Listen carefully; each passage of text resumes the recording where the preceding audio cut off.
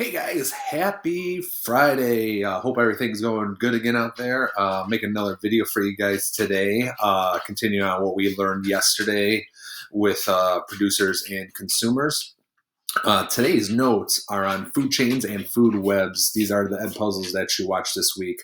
So these are the notes to go with them. Again, you don't have to write these down. If you want to, you can, but you don't have to. These videos are on YouTube for you guys, so you can just watch the videos and they will be there for you. So again, try to go through these pretty quick for you so you get them down because I know you have a lot of other work. And plus, spring break is next week. Woo! So no work. So let me go through these, then I'll show you today's assignment, and I'll have that emailed out to you here as soon as I'm done with the video, and we'll be all done. So let me get my cursor again. There we go. All right. So for today's notes, again, we're doing food chains and food webs. So the big question here is, and a lot of people think they know this, but a lot of times they kind of have it backwards, okay? So the question is, how does energy flow through ecosystems? Even I'm on Friday mode already, I'm sorry.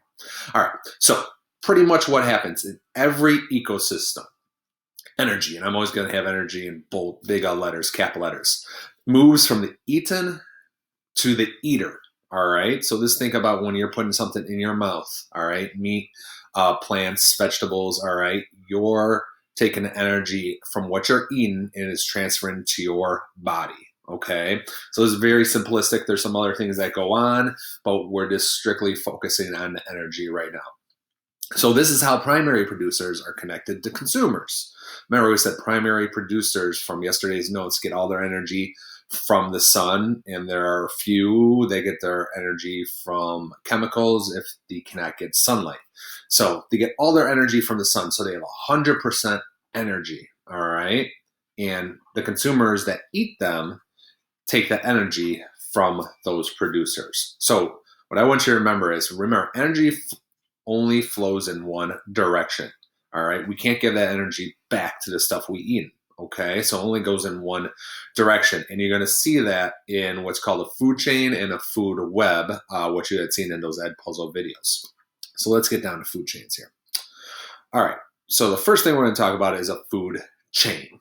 Okay, these show a one-way flow of energy in, oh, look at that, I made a typo, in an ecosystem. Let's get rid of that. In an ecosystem. So a food chain is pretty much just a simple representation of how energy flows because remember, ecosystem, just look outside your house or in the woods or whatever, there's tons of animals, there's tons of different organisms around. So it's just not one food chain, all right? So a food chain is just very simplistic to help us understand what's going on. So let me show that to you guys right here. So before I start talking about this food chain right here, I want you to notice that the arrows are drawn towards the organism getting the energy, all right? So that's really important which way you draw your arrows, okay? So here's our primary producer, is our leaf, okay? Gets 100% of its energy from the sun. So our leaf is being eaten by our caterpillar. Our caterpillar, if you remember from yesterday's notes, is a herbivore, okay? Only eats plants. So you see the arrow from the leaf going to the caterpillar because that caterpillar is receiving energy, a portion, not all the energy, some of the energy from the leaf. Then the caterpillar, poor little caterpillar, gets eaten by the chameleon. Again, transfer of energy. Look at the arrow going from the caterpillar to the chameleon. All right, so the chameleon ate the caterpillar. Poor little chameleon gets eaten by the snake. Again, look at the arrow going towards the snake. What's being eaten? The eater is getting the energy from the eaten. And our snake, he wasn't so lucky. He got eaten by the mongoose. All right, so in this food chain, we start with a producer, and we're going to learn about some more of these terms here at the bottom of the note. This would be what's called a first order consumer, second order consumer. This would be our third order. Another name for third order is tertiary. You'll see that's on the next page. And this would be our fourth order consumer or quaternary, or we call him in this food chain the apex predator. He's at the top of this food chain. Okay, so that's just a very simple food chain. What I want you to remember again, notice that there are arrows drawn towards the organism getting the energy. All right, let's go down. All right. So the next thing we're going to talk about is a food web. So pretty much what a food web is a combination of multiple food chains. So it's a lot of food chains put together in one big web. Think of a big spider web. That's what a food web is. That's what it looks like. So it shows the complex interactions among feeding relationships, because animals just don't eat one thing in an ecosystem, in nature, right? They eat multiple different things. So we want to represent this in our food web. So in a food web, there's different levels in a food web. These are called trophic levels. So if you want to repeat that at home, trophic levels. So I'm going to kind of go through those with you, and we're pretty much done, man. All right, so which is pretty awesome. So our first level, when we're doing a food web or a food chain, we get our primary producers. Remember, these are usually a plant or an organism that gets its energy from the sun or chemicals. So whenever you're starting a food chain or a food web, you should always start with a primary producer. Next, we get our first order consumer. And usually this is an organism that eats that producer. So we call it first order. So an organism that is usually a herbivore. It just eats plants is our first order consumer. And this is pretty easy. From first order consumer, we come to second order consumer. It's an organism that is usually a carnivore or omnivore. He's going to eat that first order consumer. Then we get to our third order consumer, and I told you we call third order in my little example before in our food chain tertiary. Okay, that's just a word they use. And next would be fourth order consumer. We call that quaternary. And usually at the top of a food web and a food chain are our apex predators. Those are going to be the animals that are kind of like the king of the jungle. All right, we got our lions, tigers, bears, oh boy. All right, so apex predators are usually at the top of the food chain. That's just a word we use for whatever organisms at the top of the food chain. However, when all organisms die, it doesn't matter if it's a lion, a tiger, a mongoose from our food chain. When every organism die, decomposers such as bacteria and fungi help recycle that material. So at the top of every food chain and food web, you're going to find decomposers. All right, those animals that are breaking down the dead organisms, they're nature's recyclers. All right, we need them. Okay, so I'm going to show you a quick food web down here. And you kind of could see what's going on. See, it's more complex than that food chain we had before. There's more arrows, all right? There's more things happening, all right? So if you could see down here, we have 1, 2, 3 primary producers, okay? And those primary producers can be eaten by multiple animals. So I'll go over here to our tree. So the giraffe is eating it. The rhino is eating the leaves from that tree. So the arrows are going towards the animal that's the eater. All right, the tree is being eaten, so you see the arrows moving towards the eater. All right, and the lion here eats the giraffe.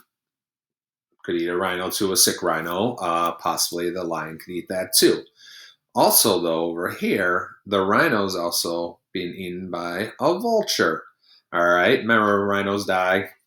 Or if they're being eaten by a lion leaves the carcass, the dead body, the vulture will come in and finish off what's left over. What's not on this food web would be our decomposers. So the decomposers would be at the top. All right, they would be up here somewhere at the top of our food web. So this is a food web. So you see it's very complex. All right, this is very simple. We could add so much more to this, but a very simple food web. So this is what you guys are going to do today. So let me click on your assignment. Oop, wrong assignment. Mr. Mosel screwed up. Where's it at? Hold on, guys. All right. I don't have it up right now. My bad. I closed it out. Let me go into my Google Drive here.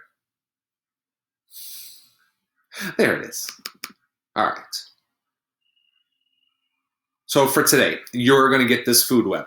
All right. And you could draw this out on a separate piece of paper if you don't have a printer at home. I know a lot of us don't have a printer. All right. So here is the food web you are going to get. The directions are going to be at the bottom. Let me get down to it. My computer's going slow on a Friday. All right. So you can draw this out on a separate piece of paper if that helps. So what I want you to do for this food web, I want you to label each organism. Some may have more than one label. So if you think an organism's a producer, put a P by it. If you think it's a primary consumer, and we talked about that, that'd be an organism that's eating a producer, put a 1 by it. If you think it's secondary, put a 2 by it. Tertiary, put a 3. Quaternary, put a 4. So some of these organisms up here might have multiple numbers because they have different arrows pointing to them. So some of them you might have the number 1 and number 2 by them. Some of them you might have number 3 and number 4 by them. All right. So don't worry. I just want you to work on it and do the best you can. Also, what I want you to do is label each animal as a herbivore, put an H by it. Remember, herbivore only eats plants. A carnivore, put a C by it, that only eats meat, or omnivore, if it eats both plants and meat. Okay, so that's what you're doing for the first food web. Then what I want you to do is create your own food web. I know, I'm asking for a lot today, but hey, it's Friday. I think it's supposed to rain, so we're all going to be stuck inside, unfortunately, anyways. So you don't need to draw the pictures. You could just write words. So the animals I want you to put into your web are mouse, corn, bluebird, king snake, hawk, cat, and cricket. Okay, so I have that right here for you guys. And what I want you to try to do is, just for this part, for your own food web, is drawing the arrows the right direction, drawing from the eaten to the eater, and then labeling them producer, first order, second order, third, fourth, and see if you could also label them herbivore, carnivore, omnivore. Okay, do your best. You might have questions. I'll be here today. Get back to my email pretty quick. I miss seeing you guys. Today we'd have been saying later for spring break and saying have a nice relaxing week. So I still want you guys to have a great spring break next week. Hopefully the weather clears up, which I think it's going to do, and get outside, get some exercise. Remember social distancing, keep everybody safe and healthy out there. I'm going to stop talking because I'll ramble on. Take care, guys. Look forward to see you soon. Later.